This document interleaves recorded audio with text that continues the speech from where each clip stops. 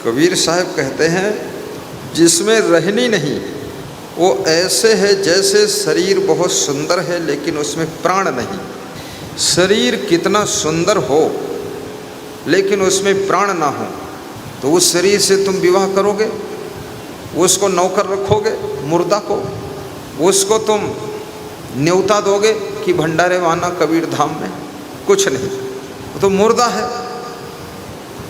ऐसे ही जो भेष तो साधु का पहना है लेकिन उसमें साधुता नहीं है तो समझ लो वो प्राण विहीन मुर्दा है, वो कोई काम का नहीं है। लेकिन मुर्दा भी एक काम करता है।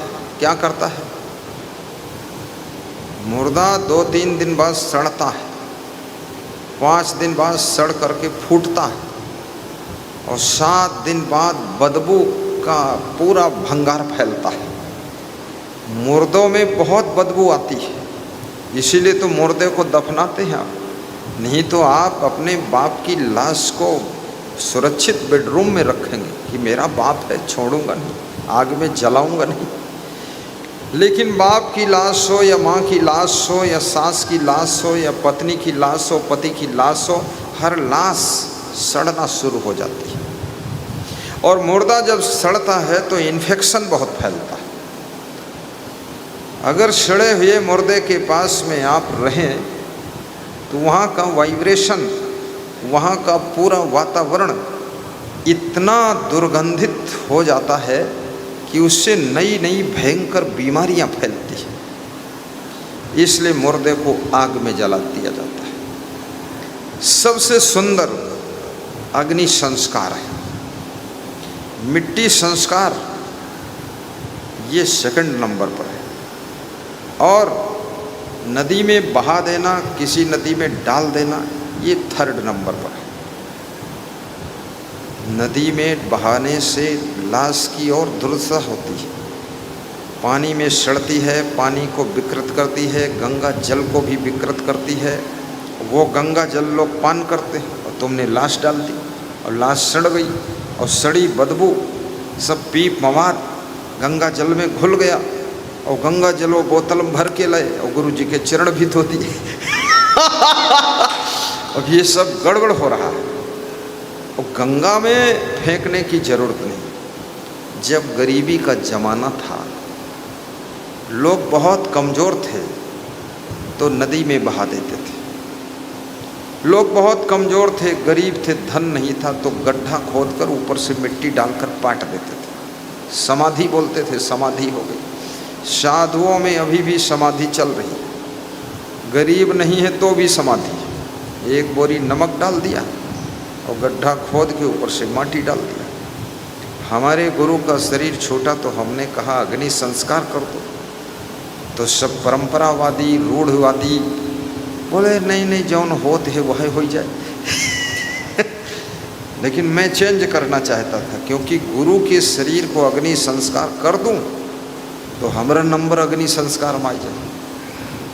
अब हमारा जब शरीर छोटी तो हम कहीं वो न करवे कि कौन संस्कार करो, फिर गड्ढा खोद गाड़ दे। उसमें फिर लाश में कीड़े पड़ते हैं और लाश सड़ती है, लाश फूटती है, उसको 6 महीना कीड़े खाते हैं, खूब दुर्दशा होती है।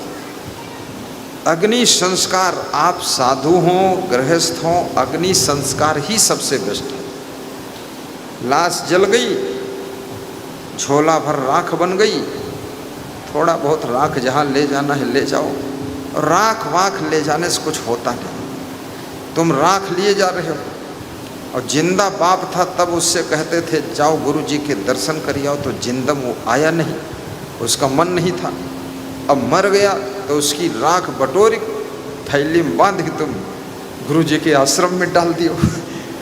तो की मरी आत्मा दुखी है कि हमारा लड़का मानी न आखिर राखा हुआ ही डाल दे। इसलिए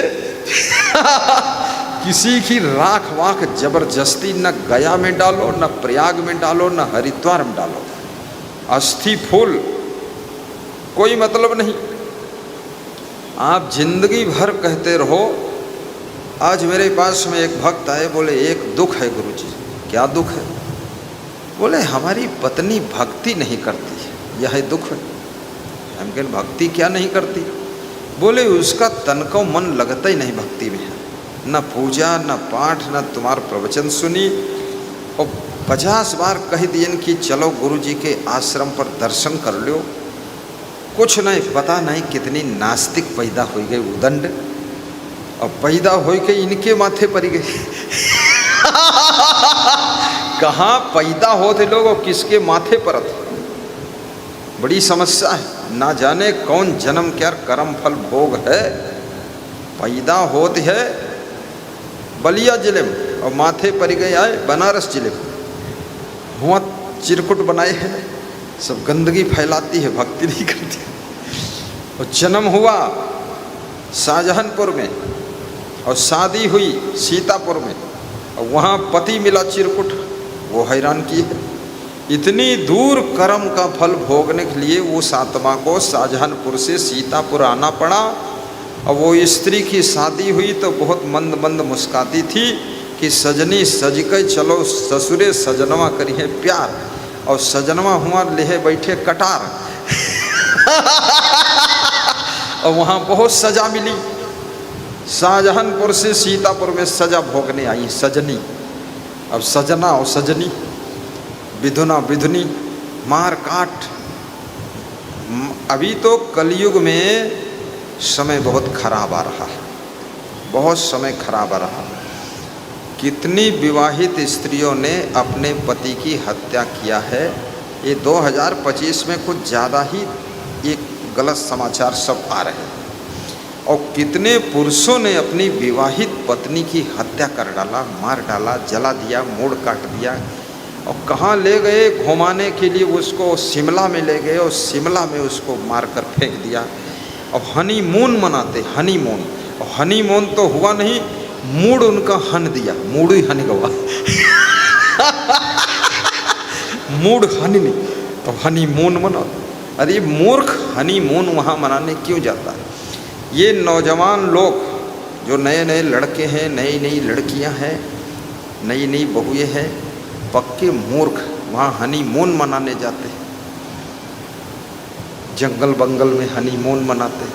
हनीमून में कुछ नहीं, 1-2 लाख रुपये बर्बाद करके होटलों में सब गंदा फंदा खा करके बदतमीजी करके। अब ऐसा हो गया, हनीमून मनाने जाओगे तुम्हारा मूड हन दिया जाए, लौट गई भाई नहीं करिए, उधर हनीमून मनावत रहो तुम। अब हनीमून मनाने की जरूरत नहीं, अपने घर में रहो, माँ से प्रेम करो, माँ की सेवा करो, सासू की सेवा करो। हनीमून में क्या रखा है?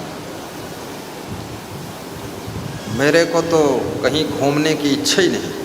सत्संग के कारण मैं जाता हूँ, और जहाँ जाता हूँ वहाँ भी कुछ देखने का मन ही नहीं।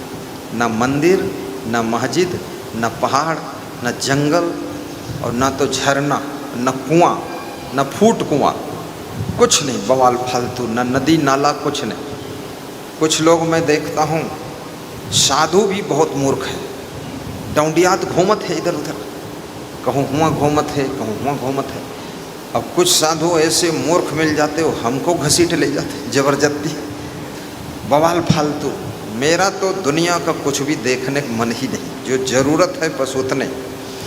नहीं देखने की चाह है, नहीं सुनने की चाह, नहीं सूंघन की चाह है, केवल तन निर्वाह। मैं केवल भक्तों को देखना चाहता हूँ, संतों को देखना चाहता हूँ, और क्या देखना है? बाकी मैं खुद को ही देखना चाहता हूँ कि मैं क्या हूँ, मैं क्या हूँ, मैं कौन हूँ, मैं क्या कर रहा हूँ, मेरे आचरण कैसे हैं। अपने को जिंदगी में कोई विरले व्यक्ति देख पाता है। दुनिया देखते देखते जिंदगी खत्म हो जाती है और खुद को देखना अधूरा रह जाता है। अपने को देखिए। बोलिए सदगुरु भगवान के जय, सदगुरु कबीर साहेब के जय, सदगुरु क्षमा देव के जय हो। स्वयं को देखिए, बड़ी खुशियां प्राप्त होंगी जिस दिन आत्म साक्षात्कार करोगे, स्वयं का दर्शन करोगे। स्वयं का बोध होगा, खुद का एहसास होगा, मैं कौन हूँ। वो सुख मिलेगा जो आज तक कभी मिला ही नहीं है। बहुत बड़ा सुख है स्वयं के अंदर। तेरे ही अंतस्तल में सुख का सागर लहराता है। आप कहीं घूम लो, अंत में आप अपने घर में ही आओगे। चाहे जितना चक्कर काटो, 2-4 दिन बाद, महीना बाद, 2-4 महीना बाद घर आओगे। हो सकता तुम्हारी लाश घर आवे, या हो सकते तुम जिंदा आइबो न करो। घूमिए, खूब चक्कर काटिए। तेरे ही अंतस्तल में सुख का सागर लहराता है, पर तू विपन्न हो करके दर दर ठोकर खाता है। पर तू विपन्न हो करके दर दर ठोकर खाता है। सुख ढूंढ रहे तुम वन में, जंगलों में सुख ढूंढने गए थे, वहाँ मौत मिल गई, सुख तो मिला ही नहीं। सुख ढूंढ रहे तुम वन में, गिर गहवर के कंदर में, पर पता नहीं तू पाया वह है तेरे अंदर में। पर पता नहीं तो पाया वह है तेरे अंदर में। अंदर में जब आपकी शादी होती है,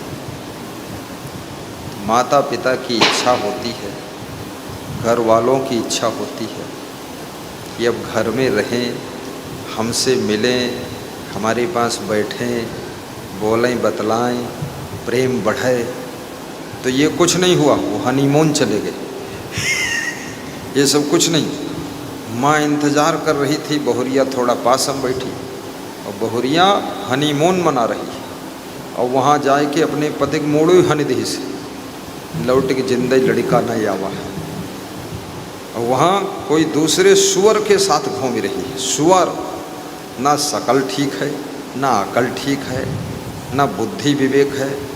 इतना सुंदर पति था, उसको मार डाला, और सुअर जैसा कोई गदहा का ढूंढ के उसके साथ भाग गई। कितने मूर्ख लोग हैं। अपनी माँ से प्रेम कीजिए, सुख मिलेगा। भाई से प्रेम कीजिए, सुख मिलेगा। अपनी पत्नी से प्रेम रखिए, सुख मिलेगा। बच्चों से प्रेम कीजिए, सुख मिलेगा। अपने घर से प्रेम कीजिए, सुख मिलेगा। अपने घर के जो पेड़ पौधों हैं उनसे भी प्रेम रखिए। एक एक पौधे को संभालिए, आनंद लीजिए, सुख प्राप्त करिए। आपका घर, आपका आश्रम स्वर्ग से कम नहीं है, स्वर्ग से कम नहीं है।